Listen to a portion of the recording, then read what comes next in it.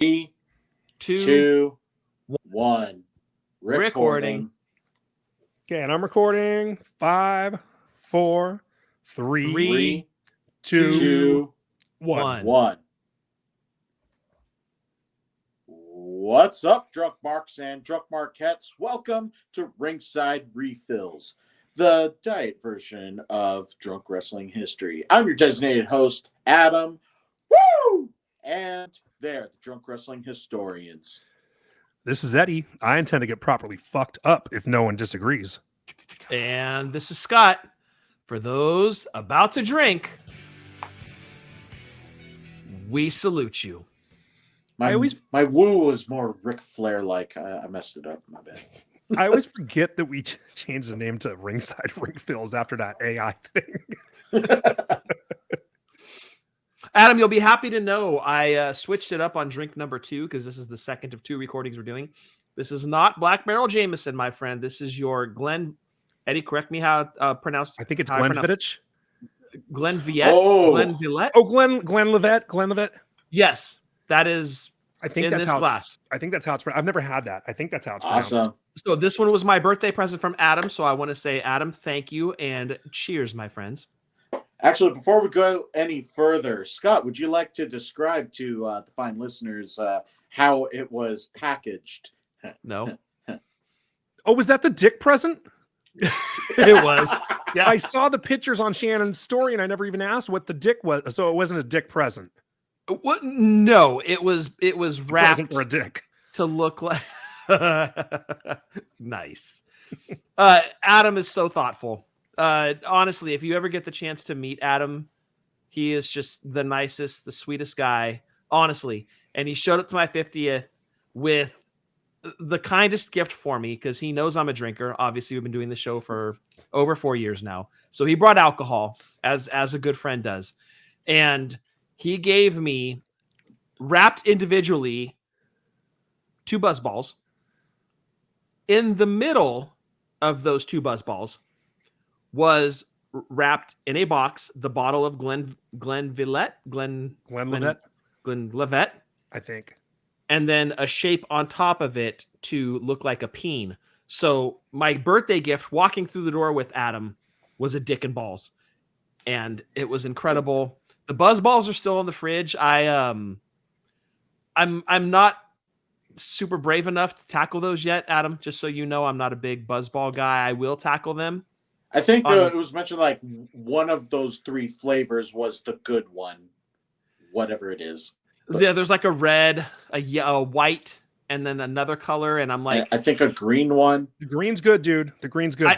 I can It's a guarantee margarita. there's going to be an episode of Drunk Wrestling History coming up where any of those are going to fit the drink of choice for that episode. I Right. know that it's coming, but buzz balls are just they're a party, dude. And I'm like, if we have a Marty Jannetty episode 2, I'll probably slam all 3 of them right at the jump and be like, let's go. Like buzz balls are no fucking joke, dude. I fight with those things. But if we Good do a Lies Marty Part episode 2.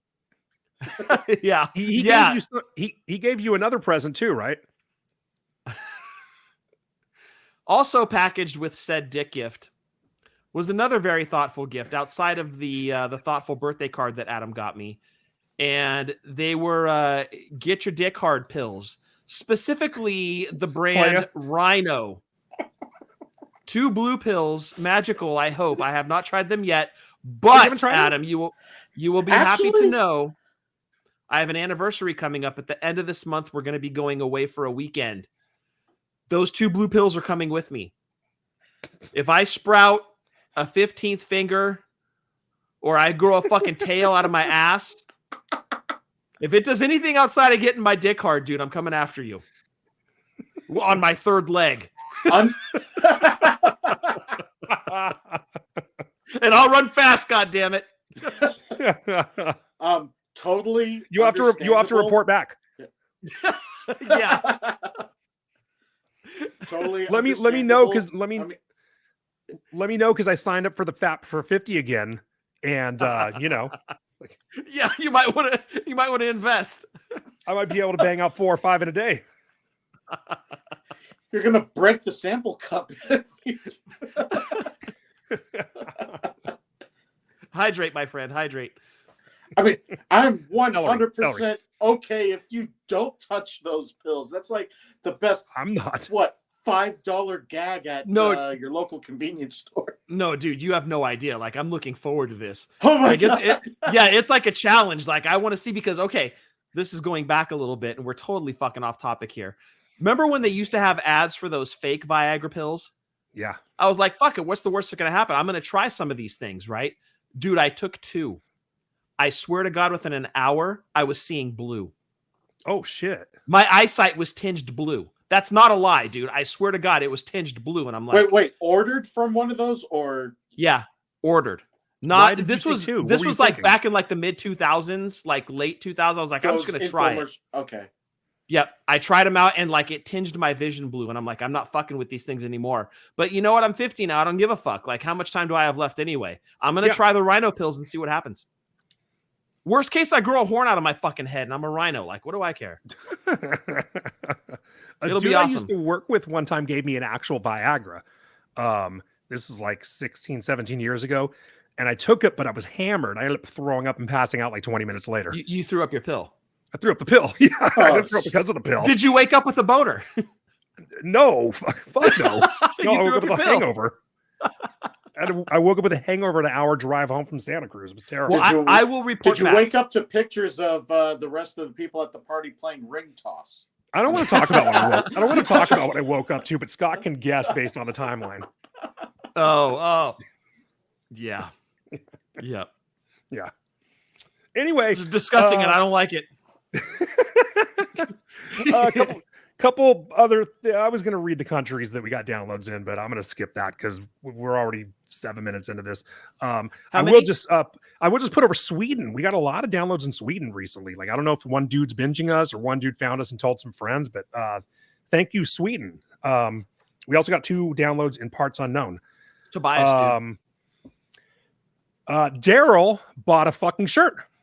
Thank you, Daryl. Sweet. Yeah, I don't know what his Twitter name is. I would put over his Twitter name, but I don't know because you know it's not their Twitter name when it comes up on your What a Maneuver account. But Daryl, if you're listening to this, hit us up. Daryl's getting some pussy. We should send him the rhino in case it gets him laid. I love it. I wonder if we could get a deal going on with Rhino and What a Maneuver and have him just send a packet of Rhino with the shirt. That'd be hilarious. It's like in case of emergency, break vial on the front of the shirt. Like they come packaged on the shirt. I also just want to put over our buddies at the Work the Arm podcast. I've been checking that out. It's a really cool show. So if you guys haven't heard it, make sure to check that one out. And the last couple little things before we really get going is we lost a couple people recently. And the first one is, well, we're going to do some shots tonight. Yeah. Scott and I talked about this beforehand. So you're doing shots of Glenlivet. I didn't want to do shots of anything too serious because I'm coming off of a cold. I already had a beer. So I start going through the liquor cabinet trying to find something. And I was thinking limoncello, but that's actually like 30%. So I was like, I'm doing at least like it tastes good going down. Well, yeah, it is hella good. Yeah. I just put it on ice because I didn't want to be over here pouring shots of something sticky and make a mess. Right. So I'm doing shots of Kahlua because it was the lowest proof thing I could find.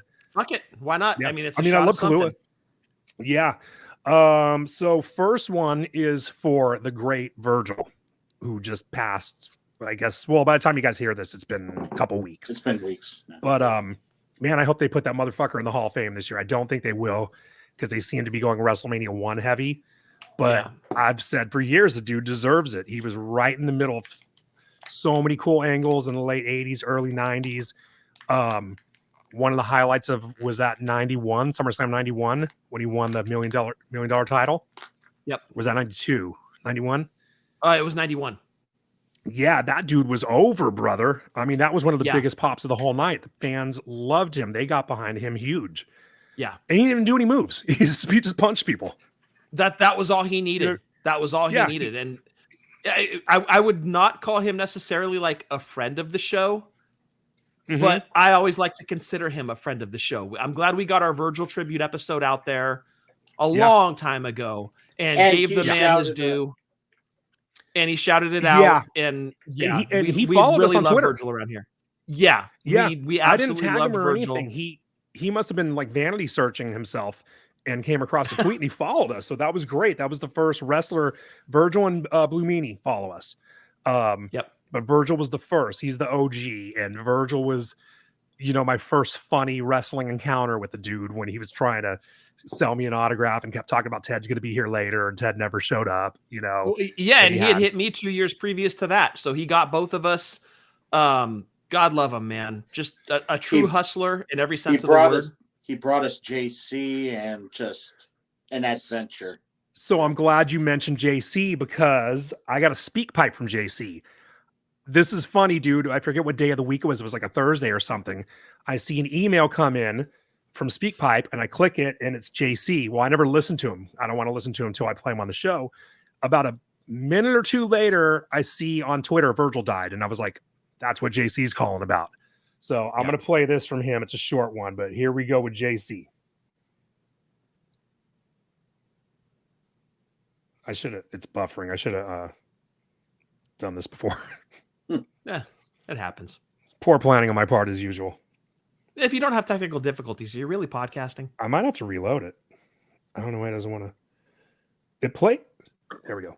So it's 10:20 in the morning, Eastern time here, and I just saw that our man Virgil has passed away at the age of 61. It's early for this shit, but as Virgil guy, I gotta toast one for him in remembrance, celebrate the life of one of the all-time greats, Carney or not. Virgil, we're gonna miss you. Gonna have a little meat sauce slammer. This one's for you, buddy. Cheers.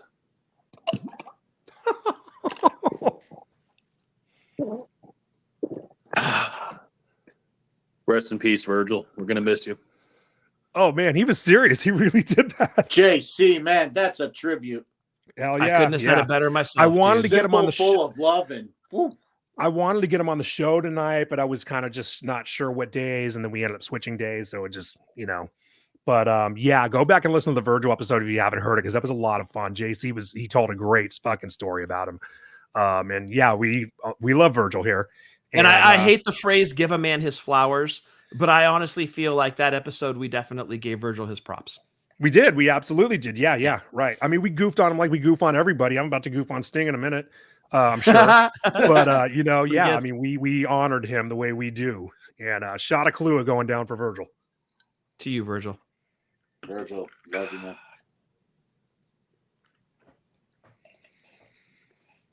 And then the other one is your dog. Yeah, that's fucked, dude. 17 years, man. He was a part German Shepherd, which, if you're familiar with the German Shepherd breed, they're about 9 to 11 years, and part Chow. And we know that because he had purple spots on his tongue like a Chow. And we actually got him at Walmart back in 2007 in the parking lot. They sell dogs? Oh, in the parking lot. Some little girl was holding him, and as you pull up to the red light, you can kind of see, like, people used to just post up there and like replace windshields, sell Girl Scout cookies. Like, it was kind of like a great value swap meet almost. Like, people would just post up there and sell shit.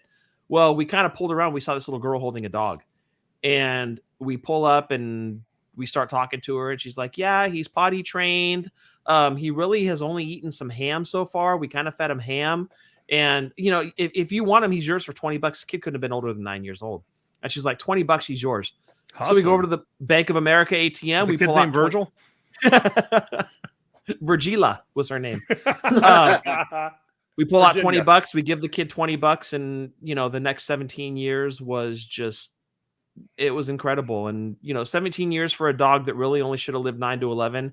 Yeah, we got 6 extra years, but it doesn't really feel like it was long enough. It never is. Yeah. And I always called him a dumbass. I've got video of him running into our sliding glass door that I was lucky enough to catch on our camera. And you can hear me yelling at him through the glass, you fucking dumbass.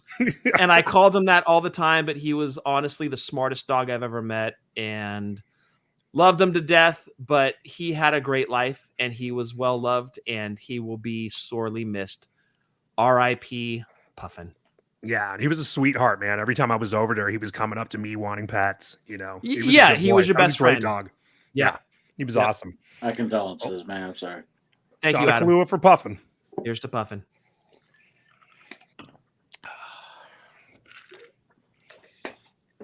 All right, and I hate to say, rule of threes really quick. Was also Ole Anderson? yeah, he and Maurice Vachon are also dead. Let's get into the episode, Adam. But wait. We got something to announce before we get into the show. We have to talk about Philly. Oh, I forgot. You go ahead. So we on the Fully Opposable side, Jeff and I are doing a co-meetup with Drunk Wrestling History. It is going to be at City Tap House in Philly, April 5th, 4 p.m. Be there or miss out on all the amazing giveaways that we're going to have. It's going to be a combination, a Mega Powers handshake of the Fig Life and the drunkards that we are, minus you, Adam. Get to hang out with Jeff, get to hang out with me, get to hang out with Eddie and Adam, the sweetheart that he is. Went into that earlier. It's going to be all of us just getting together. Yeah, the wives will be there. Yeah, Carissa and Shannon. You guys are big fans of them because they always now get... the population is going to go in your up. mouth. They get more downloads than we do, so I think there's going to be a lot of excitement about meeting them. We can talk about the OnlyFans that's forthcoming that Shannon apparently discussed on the show. Anyway, come meet us, come hang out, come have a drink. We're going to have some prizes on the Fully Opposable side, prizes on the Drunk Wrestling History side. We haven't decided the games yet, but you guys can win some shit. So show up, have a drink, say hi, shake a hand, take a picture. It'll be a good time. Yeah, just let us know because you have the reservation. So don't give us a heads up. We've got it it's- down for 25, but I think it's going to be way more than that.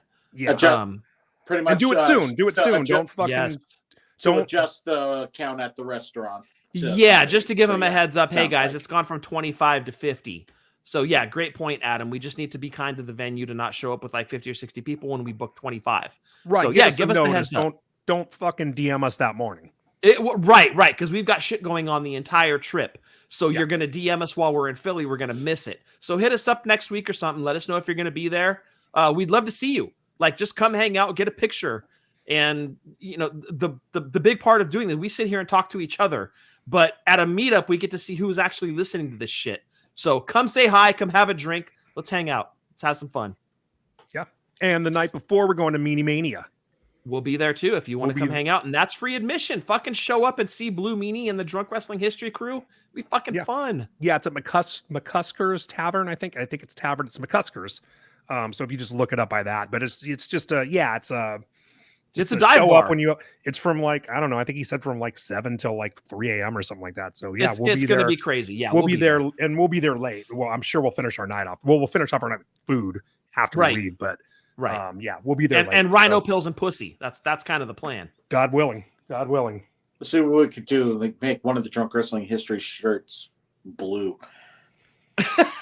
if we can. If Look, we Blue can. World Order's taken, Adam. We're not trying to infringe on gimmicks here. Yeah. And they're taking over. 18 and a half minutes into the show. Let's do this shit. So unlike us. All right.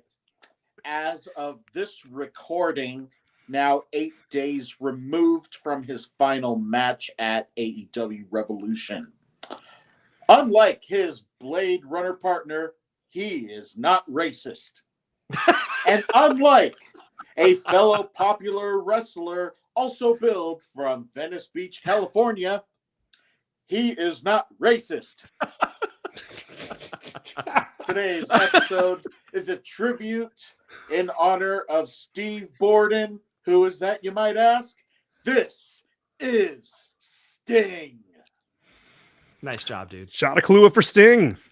Yeah. So here's our third shot. Congratulations to Sting. He's not dead. All right. Yeah. Oh, hopefully, long retirement, enjoys many adventures. But yeah, Yeah, one of the all-time great careers and one of the longest careers of all time. I mean, he's like almost in like fucking Gypsy Joe territory at this point. 1986, He almost I did- believe. Yeah, so he did 38 years. right? L- Yeah, he In started high before you were. profile- off and on. Let's be fair. Off and Well, on. okay. I mean, he had his breaks, but I mean, he never was. I mean, I guess he did retire for a bit, but I Well, mean, when WCW shut know. down, what was the point of continuing?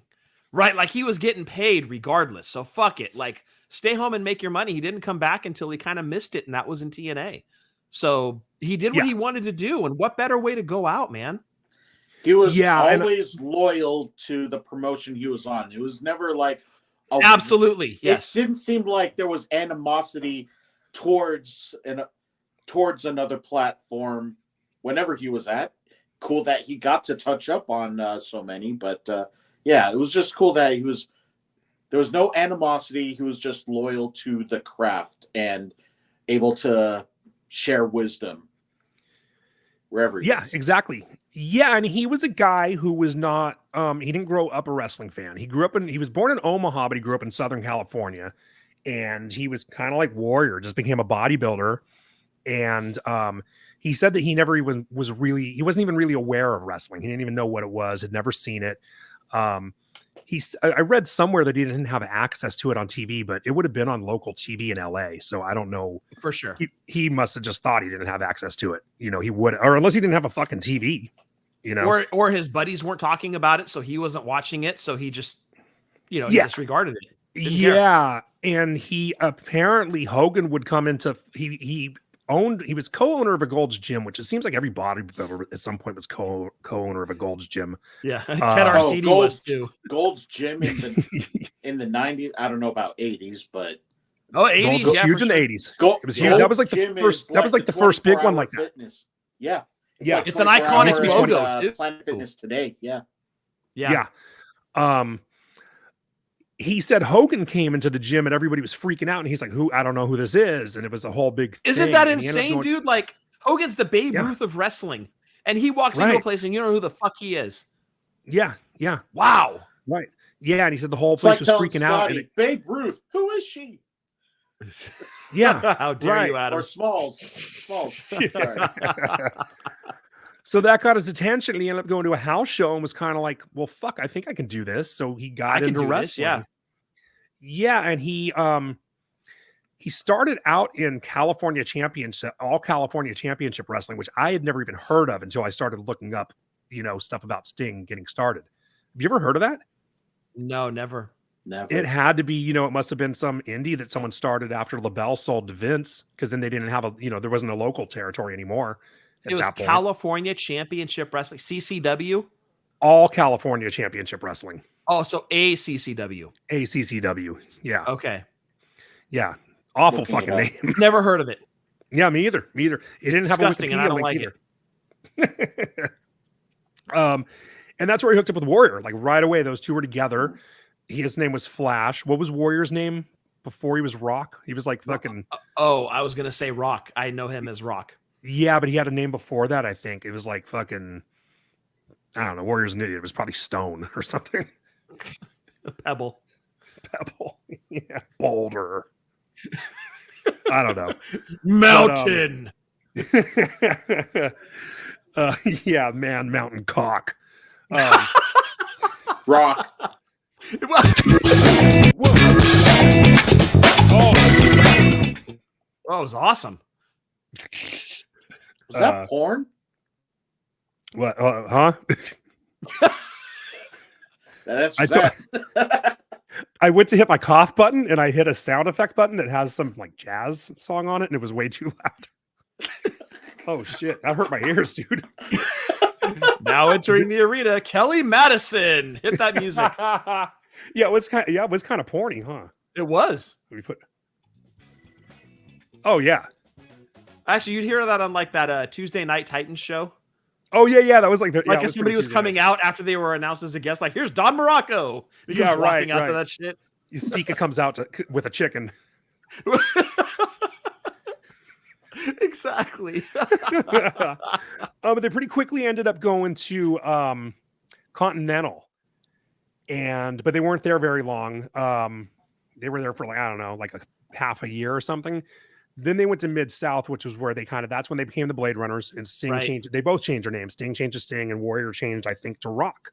Or Was it Rock? Was that what it was? His fucking stupid name? I was? want to say it was Rock. It was Rock, Yeah. right? It was a dumbass name. Yeah. It Which says, is even dumber when there was already Road the Warrior Rock Rock. Don Morocco. Or Blade Runner Rock. Yeah. Blade Runner Rock. The Blade Runners was a stupid ass name too. And that movie was like 4 years old at that point. Right.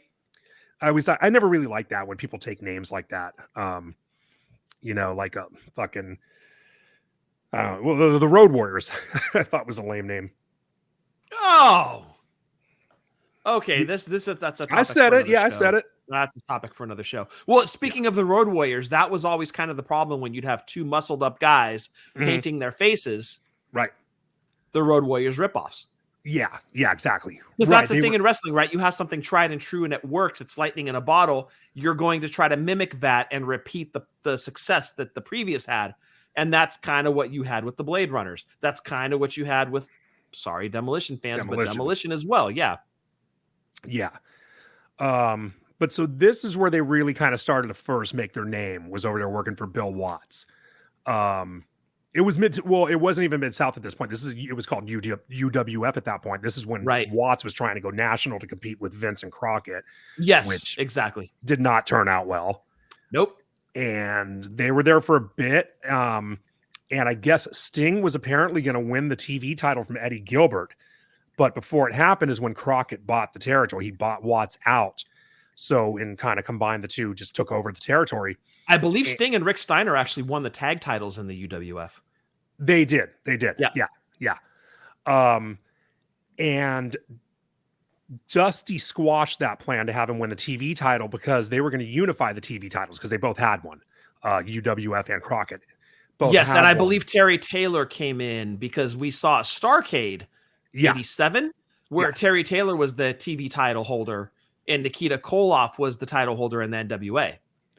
Right. Yeah. So it was going to be, if Sting had won it, it was going to be for a minute. And Dusty was like, this guy has too much potential. We don't want to make him a transitional champ. So that early on, you're talking 87, Dusty saw that in Sting. He's like, no, this guy's going to be a major player. We want to take our time with him. Don't fuck around. Let's not. God bless you, Dusty. You were 100% on the money.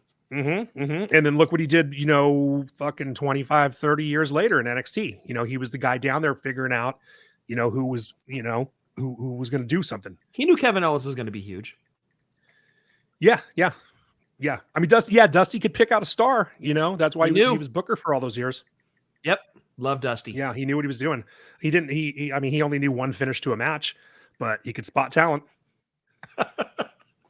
Everybody's got something. Yeah. So Sting's debut was Starrcade 87 in November. And by March, he ended up wrestling Flair for the title, and he went to a 45-minute draw with the champion. So tell me, what other promotion in the late 80s, mid 80s, whatever, would bring in a kid who was still kind of green and within 4 months have him main event a show that was going head to head with WrestleMania against your champion? Yeah. Talk about faith in Sting and vision of where he was going to go. Yeah. They had it. They fucking knew, dude. They fucking knew. One, he didn't just go get beat, right? Because Vince would bring guys in and have them work with Hogan quickly, right? That was his whole business model, was bringing a new monster heel, have him work with Hogan. But they would lose. Sting was not fed to Flair. Right. He went and did a 45-minute draw with him. And the judges couldn't that was decide the difference. Yes. Right. That was the difference. You brought in monsters to be fed to Hogan. Sting was not fed to Flair. Sting was brought in as a complement to Flair that really matched up well with like the technical versus the power. It told a great story. And I mean, you look at their series of matches, dude, they were incredible. Yeah, totally. Yeah. Oh yeah. Those were great matches. I've seen several of them. Even that early on, he was like a prodigy. You know what I mean? Completely. He could work. He was a natural. I don't know if I'd say he was a natural athlete. I guess I'd have to ask him or someone who worked with him. But he seemed to watch him. You could tell, dude. Like he picked it up so quickly. For somebody who had no background in wrestling, the way that he picked it up was just interest. Just work ethic. Yeah, absolutely incredible. Plus, he had one of the most important things in late 80s, mid 80s wrestling. He had the look. Yes. He had the build. He had the haircut. He had the face paint. He looked like an action figure, and kids went fucking batshit crazy for Sting, dude. Yeah, the neon tights. Yes. Yeah, the flat top. Yeah. everything about him was that period of time, and he encapsulated it. It was lightning in a bottle. Sting was just the perfect guy for the perfect time. Yeah, he really was. Yeah, he was awesome. And I mean, already, so this is 87, compare him to Warrior. You know what I mean? Which I don't want to turn this into a shit on Warrior episode, which that'd be a fun episode. But, you know, we because already they're kind of always did a what if, right? We did a what if episode on this. We did. Yeah. What if they went to different promotions? But those two guys always get compared. Sting is always compared to Hogan and Warrior. And Sting was leaps and fucking bounds ahead of Warrior. Well, I will say, as a kid in the late 80s, early 90s, Sting and Warrior were my number 1 and number 2 favorites. I loved Sting in the NWA, WCW, and I loved Ultimate Warrior in the WWF. Those were my clear 1 and 2. I loved both of those guys, and that's because they had that fucking look, dude. They turn that on. Go ahead, Adam.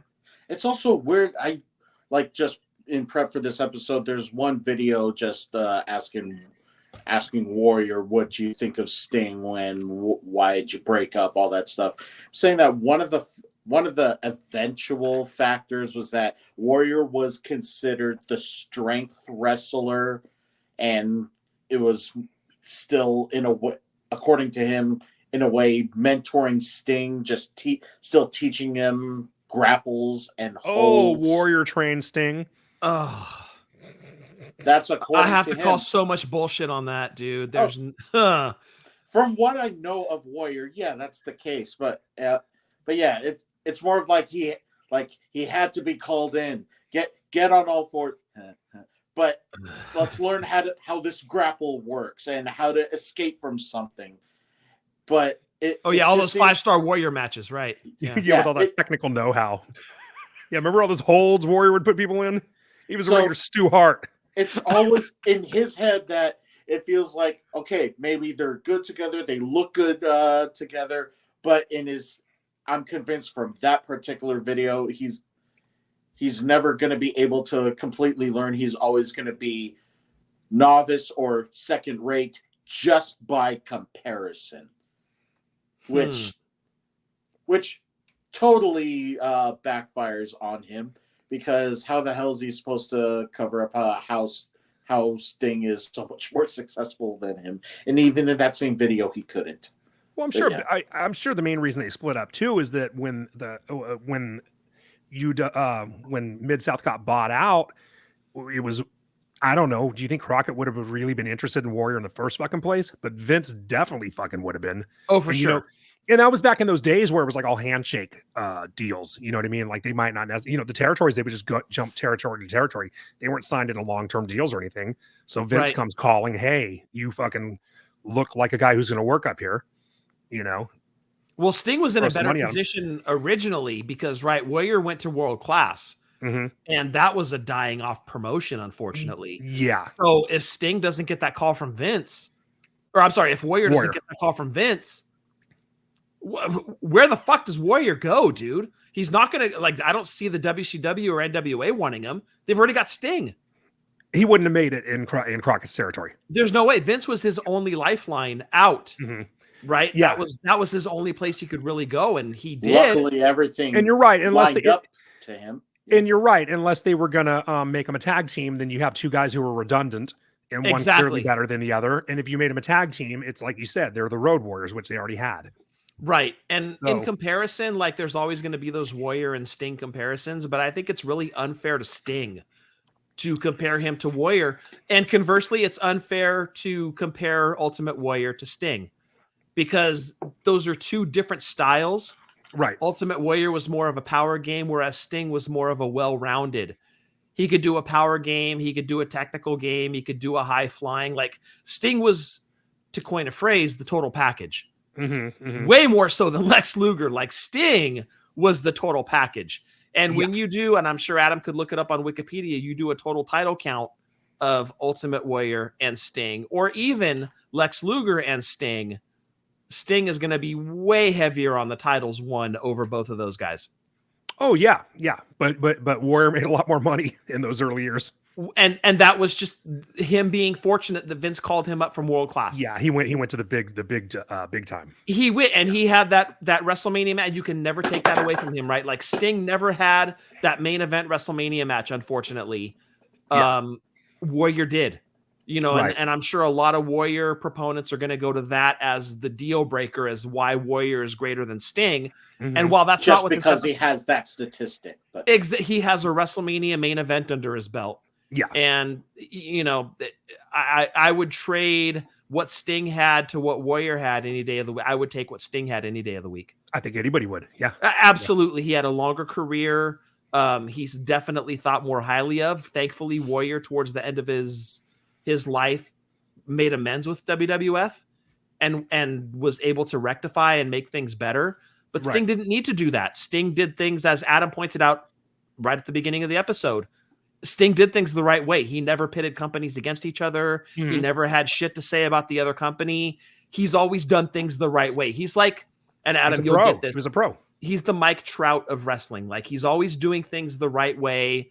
He's the guy you're going to look to and you're going to respect him because he doesn't have shitty viewpoints like the Ultimate Warrior did. Right? Like, I don't want to call him a role model, but Sting's kind of a role model. He always did things the right way his entire career. You don't get the nickname Icon because like it's a good marketing ploy. No, Icon because he embodies it. Yeah, he earned it. You're right, Adam. And Sting Mhm. wasn't perfect. He's admitted to bad shit that he did in the late 90s. He's atoned for all of that. He's definitely earned, as you said, Adam, the icon status for sure. Mhm. Yeah. So it was a long, slow burn with him, really, because he got there in '87, right? Yeah. And he ended up joining the Four Horsemen at one point. He became #1 contender for Flair's title. He got the boot, but what year was Capital Combat? Was that 91? I want to say it was 91. Yeah. 91, Wait, you right? talking about when he won the title? When he finally won the title. It was Great American Bash, dude. Oh, sorry. Yeah. Right. Great American Bash. Capital Combat is when RoboCop did the run-in, right? Mm-hmm. So he was the the notorious RoboCop spot was RoboCop came and helped out Sting. Right. But that was Great American Bash 91. Yeah.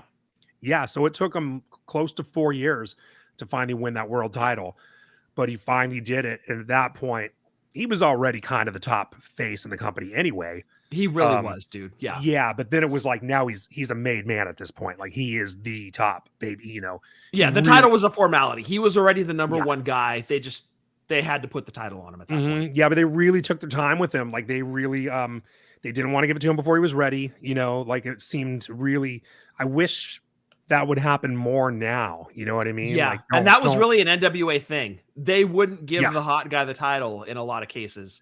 right because at this point it was still the NWA, Yes. right? So Oh, it well, wasn't no, just- in 91, when Sting won, they were WCW at that point. Full-fledged WCW. but it was the NWA title. Oh, the big gold belt. I think so. Yeah. I think you're right. His That was first still his being first world title was the exchanged in NWA world WCW. title, right? Yeah. So that was when still it wasn't Crockett just calling the shots on his own. That was when they still had the Right. championship committee and the whole thing. I mean, Crockett was more powerful than anyone. I don't even know who would have been left at that point. Don Owen and fucking. Don Oh, by Owen. 91? By 91, there was almost nobody left in the NWA. Exactly, It yeah. was basically Crockett, but it was still the old-fashioned NWA at that point. Right. For not much longer, because then he ended up being WCW champ like a year later, right? Well, and They- remember, they- Flair left because he had promised Sting the belt, and they're like, "No, you're going to lose it to Luger instead." And Yeah. Flair's like, "Fuck that, I'm out of here." Yeah, That's how right. highly Flair thought of Sting. Yeah. And Flair was your number one guy. Like he Mhm. was the shot caller in NWA/WCW, and he fucking bounced because they told him he wasn't going to drop it to Sting. He was going to drop it to Luger. He said, "Fuck you guys. I already Right. promised it to Sting, and I'm a man of my word. I'm out of here." Yeah, he's a stand-up guy. Totally, 100%. Yeah. Yeah. Yep.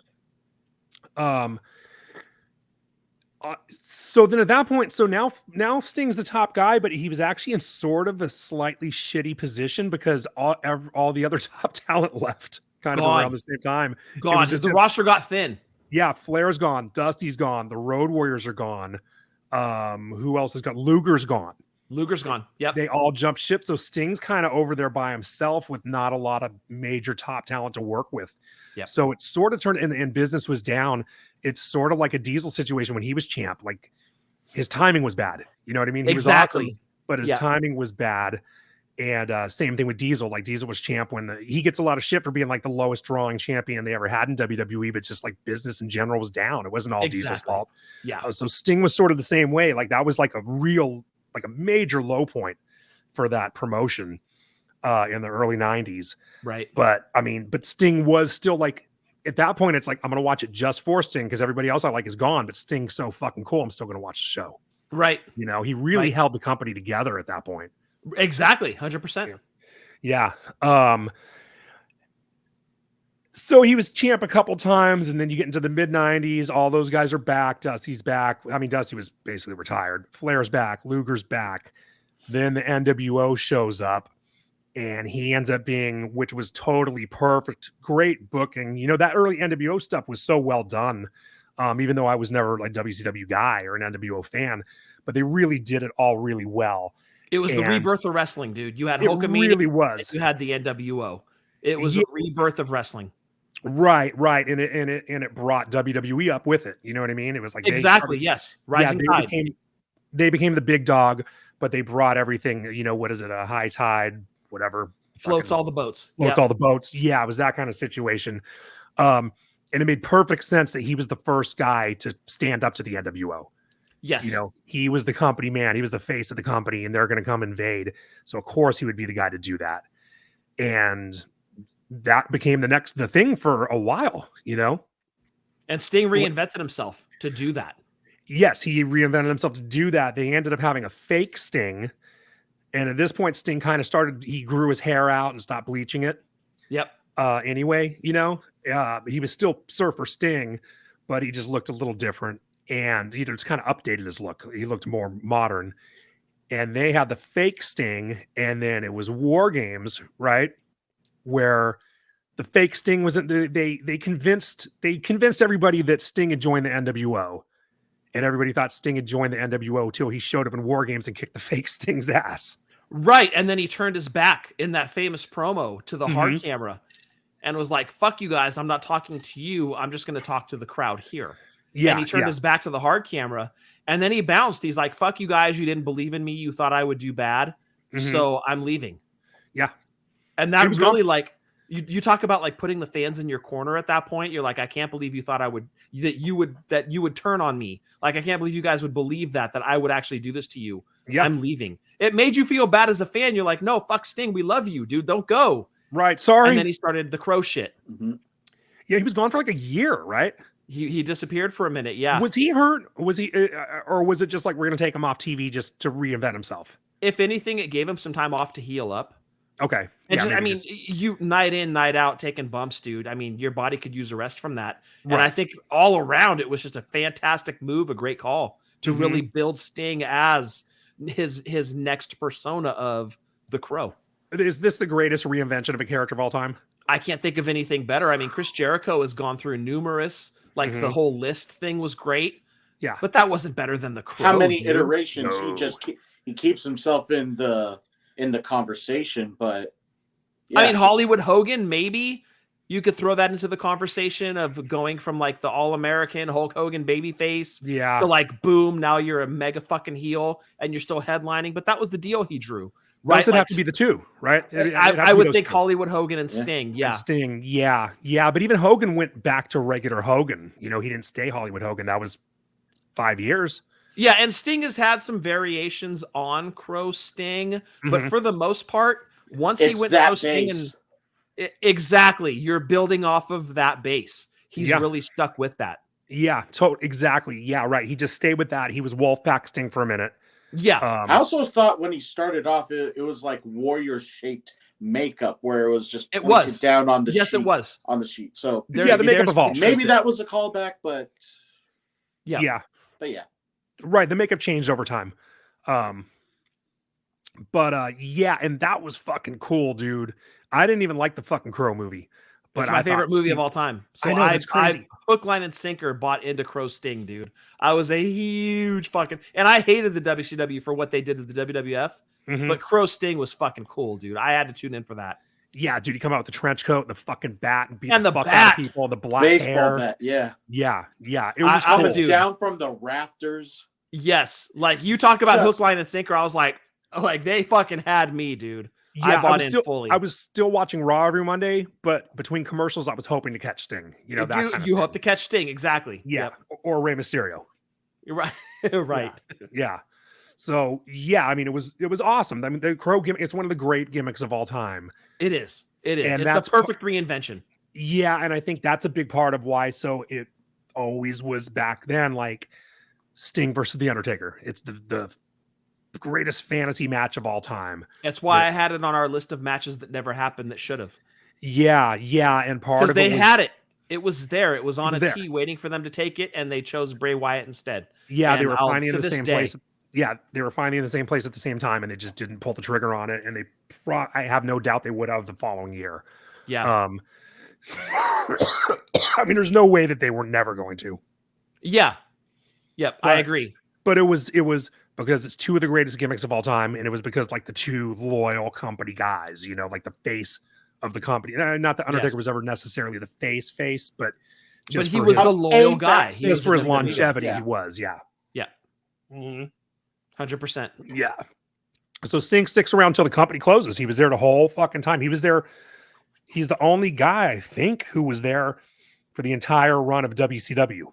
He turned off the lights. Yeah, right. Yeah, he was there from the First, First one day in, of- last of one it. out. Yeah, he was there from the first Yep. day of the Turner, Turner owning it and naming it WCW till the last episode, and he main evented the last episode of Nitro. Yeah. And against who? Against Flair. Flair, right there, who H. was the A Yeah. t-shirt wearing Ric Flair. A t-shirt wearing Ric Flair. Hey, you do what you got to do, right? Yep. And that was The so match was fitting. outdoors. I'll give it to him. Yeah. It was cold. And then, like you said, he was on one of those deals when he retired that he was getting paid by Time Warner, not by Right. WCW. So he was still getting paid, I Right. believe, for 2 more years. There was no reason for him to go to WWF and put his body through that. He could stay at home and make money. Fuck it. I would right, do he the was getting same paid- thing, dude. Yeah, he could have done like Flair, because Flair just opted out because he wanted to go to work. But, Yeah, he yes. had to. Flair wanted to do it. Sting was like, I'm going to stay home and chill. You know what? I would have gone the Sting route, honestly. Yeah, and I know Sting talked Tell with him smart when WWE. those opportunities come. Let your body rest. Mhm. Yeah. And he had talked with WWE about going there before he went to TNA, and he just said that he just didn't think that they had the right plans for him, basically, right? Was the Right. deal? Yeah, he was just Exactly. like, no, after talking to him, I didn't really think it was going to go the way I would like it to go. Yep. And he ends up going, and I'm sure part of it too is there's this brand new company. Let's help build that. Yeah. And travel schedule, too, has to just be a fucking grind, dude. So, yeah, absolutely. Well, right, because they used to shoot. That was back when they shot TNA. I don't know where they shoot it now, Memphis or something, or maybe it's in Toronto. But they were shooting it in Orlando at Universal Orlando, Studios. So he lived I in would say Atlanta, he's so it's a somewhere quick, in Tennessee. you know. But yeah, one soundstage. That's all. Yeah, and I that's it. think they were That's taping it. a couple episodes at a time too, so it was a really easy schedule for him. Exactly. Yeah, And perfect that's place to go. smart. That's absolutely smart, dude. At that stage of your career, you don't need to do that daily grind, Mhm. right? You can just do the TNA schedule and be a happy camper. So I don't fault him for any of that. And then on occasion for a pay-per-view or a random house show, then you have to travel. But on your regular, how convenient. right. Yeah, he had a great schedule. He had a killer schedule. Uh-huh. Yeah, and then at that point, you got to figure. I mean, unless he blew his fucking money, he had to be, fine. He had to have fuck you money at that point. I He would was think. comfortable. Yeah. So go there for less money, but less work in a place that's going to just work out better for you. Right. So totally great move, and he was there until shit. Right. 2014, How long was he there, Adam? 2013, 2014. I'll check it out. He had a Maybe long 2015? run there. I forget if I've said this here. I know I've said it with you, but at least on here, AJ Styles was the Sting of TNA, Mhm. and they had Sting. That's true. Yeah. Yeah. It's a good point. Like AJ embodied TNA. Yeah. Let me. I'm not going to go into too much detail about his TNA run because nobody saw it. Nobody Adam saw it. it. That's it. Nobody watches that shit. Main Event Mafia, led by Kurt Angle, also with Booker T, Kevin Nash, Scott Hall. Yeah, that was kind of the biggest thing he did. It always Joker seemed- Sting. Even though that was Joker a heel Sting. faction, it seemed like he was always like the wild card that that everybody still cheered for, just like Rhea Ripley with Judgment Day Day. right now. Right. You could be a heel, but going to be cheered for regardless. I think Sting's one of those guys, right? Like throughout the course of his career, you could try to turn him heel. The fans weren't buying into it. And you know that you've got something special when the fans will not buy into your heel run. See the Road Warriors. Yeah. NWA tried to turn them heel. The fans didn't buy that shit. It lasted for like 3 months. And they were like, we can't change the fans' opinions. And I think Sting was in that class. You know, there are certain guys that, you try to turn them bad and the fans don't allow it. They're like, no, we love them too much. We're going to cheer them regardless. Fuck your plans. Nobody wants to boo Sting. No, nobody wants to boo Sting. Yeah, and exactly. We got Joker Sting, the other iteration of Pro Sting. It was pretty much like maybe the closest to gloating that he's an icon. He started playing mind games with Hogan and Bischoff because they were heel management. He was able to flip them to babyface. Right. And he got to have fun with it. And kudos to him for putting up with Jeff Hardy in that match and not shitting all over him. That had to be like TV. the worst. That had to be like the worst day of his fucking career. But I mean, like, look, Sting's a professional, right? He knows what's at stake for the company. He knows that one of the guys can't perform, and he's going to try to make it look as good as possible without killing the other guy and still trying to make the company look good. And that's what he did. There was no way to do that. And that's got to be a low point in his career, right? Is having to deal with that, but he still made it look good for the company, as good as possible, because he's a fucking pro. Yeah, right. Yeah, he went out and he could have walked out. He could have done any number of things. Yeah, exactly. He went out and did what he had to do. He got put in a shit fucking position. Yeah. Whoever I guess it would have been Dixie Carter made the final call on that. She fucked up. She should have never sent Jeff out there. It was an embarrassment. They could have done any, wrestling shows call shit on the fly all the time. They could have come up with something. Yeah, when they saw him, but they fucking fucked the pooch, and Sting had to deal with it, and he dealt with it the best way anybody possibly could. Because he's a pro, dude. That's what he does. Yeah. Yeah. So after that, of course, he shows up at Survivor Series 2014, right? That was Survivor Series, right? Yes. Yeah. And he does that run and whips Triple H's ass. Fucks him up, right? Yeah. Yep. And that's and it was one of those things we all knew it was coming, and I think WWE was leaking it. We all expected him to show up. He was in the video game, and you're like, okay. Yeah. So it wasn't a big surprise, but it was still fucking awesome. It was still great, dude. Yeah, but still kind of unbelievable, Right, because he had been that guy that was like, I don't need the WWE to justify my career. Yeah, he's Vince's white whale. It totally, yes. But then here he shows up. But he was in the video game, and that's when you're like, okay, he's coming in. You don't cover a guy and have him not be in the promotion when he's still active. Right. That would make no sense. So you kind of knew it, like you said, but it was still amazing and fantastic to see. Yeah. And he ends up, all he did was 2 matches. He did 2 matches. He did the match with Triple H at 31, which we did an episode on that. You can go back and listen to, and which was a really cool match. It had what it needed to make it good. Yeah, it was a very simple match, but there were a lot of bells and whistles, and I loved it. It was a lot of fun, dude, as a fan of that era of wrestling. To see that played out in 2015 was so much fun. And it made up for it not being Undertaker in the ring. And to then an it was extent, just, yes, it did. And it was just like, whatever, we'll get that next year, and you never would have thought that Sting was going to have one more match at Night of Champions, fucked his neck up from a buckle bomb. Yep. And I'm sure he had just neck damage already. I don't think it was just that move that did it to him. Right. It wasn't just what Seth did. It was years of damage. And unfortunately, it all culminated in that match. Yeah. And then Vince talked him into retiring, put him in the Hall of Fame. And we thought that was it. We thought that was the end of him. Right. Until he showed up in AEW. And he ended up having I was surprised at how much he wrestled in AEW. He wrestled fairly often, like not every week on Dynamite, but a couple shows a month, he was in the ring. I don't give AEW a lot of credit. Yeah. But I guess he retired from there undefeated. Yeah. And honestly, like that's probably Tony Khan being a huge Sting mark hmm But in this case, I'll 100% allow it. I am You okay with you chose every the bit right of that. guy if you're going to do that. It's 100%. You chose fine. the one In- guy where it's okay. Agree, Yeah. Adam. Yes, In- agree 100%. Yeah, I think the mentality of you got to lose your last match to put someone over, I think that's kind of not that there's not a place for it, but I think it's okay to make Dated. exceptions. Yeah, it's dated. know. It's a dated philosophy that doesn't apply to everybody. Yeah, exactly. I mean, Trish look, Stratus and Sting. right. Yeah, totally. Yeah, I think sometimes you can win in your last match. So yeah, that was cool that he won his last match. I thought it was smart teaming up with Darby Allin because they have sort of a similar look and everything. Sure. I didn't love that Sting started doing the hardcore shit. Yeah. But mostly because I'm like, dude, you're like 75 years old. Like, We don't want to see you get hurt. Like, yeah, I don't want to watch you die on fucking live TV. Ladder Right. jumps and shit, man. yeah.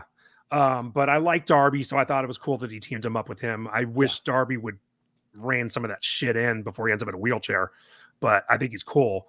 So I liked his AEW run a lot. I wish I would have watched the last match, but I don't even know why I didn't, because I usually get about one AEW pay-per-view a year. So yeah, I don't know why I didn't. I should have. That was stupid. I love that it was a surprise that he won too, because like you said, Eddie, a lot of guys, those old schoolers, they like to go out on their back.